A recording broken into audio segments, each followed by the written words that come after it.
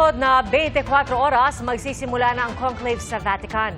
133 cardinal elector mula sa mahigit 70 bansa at teritoryo ang pipili kung sino ang susunod na leader ng simbahang Katolika. Nanumpa na rin ang Vatican clergy at ang staff na makakatuwang ng mga kardinal sa gagawing conclave. Mula sa Vatican City, saksi si Connie Sison. 2 araw bago ang conclave kung saan pipiliin ang susunod na Santo Papa, nanumpa na kahapon ng staff na tutulong sa mga cardinal elector. Kasama sa mga nanumpa ang maintenance at medical staff, gayon din ang mga tagaluto at tagalinis. Gaya ng mga kardinal, meron din silang oath of secrecy. Ang parusa para sa paglabag, excommunication. Kanina, nagsimula nang mag-check-in ang mga kardinal sa 2 guest house sa Vatican, ang Casa Santa Marta kung saan tumira rin noon si Pope Francis, at ang katabing Santa Marta Vecchia. Ito naman ang Casa Santa Marta. Ito ay itinalaga ni St. John Paul II na maging tirahan ng mga darating na mga cardinal electors tuwing magkakaroon ng papal conclave, tulad na lamang na mangyayari bukas. At kanina ay nakita natin unti-unti nang pumupasok ang ilan sa mga kardinal, nakakotse yung ilan naman ay naglalakad. Iiwan ng mga kardinal ang mga cellphone nila sa kanilang tirahan at di madadala sa Sistine Chapel kung saan gaganapin ang conclave. Inanunsyo rin ng Vatican na puputulin nila ang phone signal sa loob ng city-state simula alas 3 ng hapon ng Miyerkules oras doon. Pero di naman daw nito maapektuhan ang St. Peter's Square.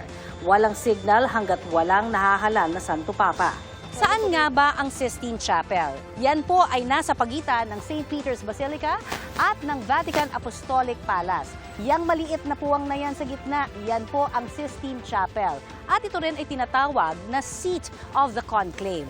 Dahil dito mismo sa loob na yan, magbobotohan ang nasa 133 cardinal electors simula bukas, unang araw ng Papal Conclave. At dito rin po makikita sa kanyang mismong bubungan ang chimney, kung saan inaabangan siyempre ng mga Katoliko ang paglabas ng usok. Itim ang lalabas kung wala pang halal na bagong Santo Papa at puti naman kung meron na.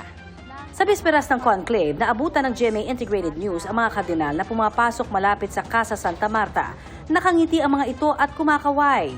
Ang mga kardinal na na-interview natin, sinasabi na inaasahan nilang magiging maikli lang ang conclave. Ayon kay Cardinal Gregorio Rosa Chavez ng El Salvador, may 5 pangalan ng papabili ang madalas lumalabas at matunog na pwedeng pumalit kay Pope Francis. Tumanggi siyang sabihin kung sino ang mga ito, pero tingin niya may bagong Santo Padre na bago matapos ang linggong ito. I think next Friday you'll know who is new Pope. Maybe Friday in the afternoon, we'll know his name. Ngayong araw, muling nagtipon ang mga kardinal para sa ika-12 General Congregation o pagpupulong bilang paghahanda sa conclave. Iba't ibang issue ng simbahan na ang napag-usapan sa mga pagpupulong na ito. Sa ika-11 congregation, kabilang sa tinalakay ang mga migrant at mga digmaan ngayon sa mundo. Nagsalita rin daw ang ilang kardinal mula Asia at Africa. Dagdag pa sa naging press briefing kahapon na isang cardinal ang nag-request na mula sa Casa Santa Marta na lamang boboto.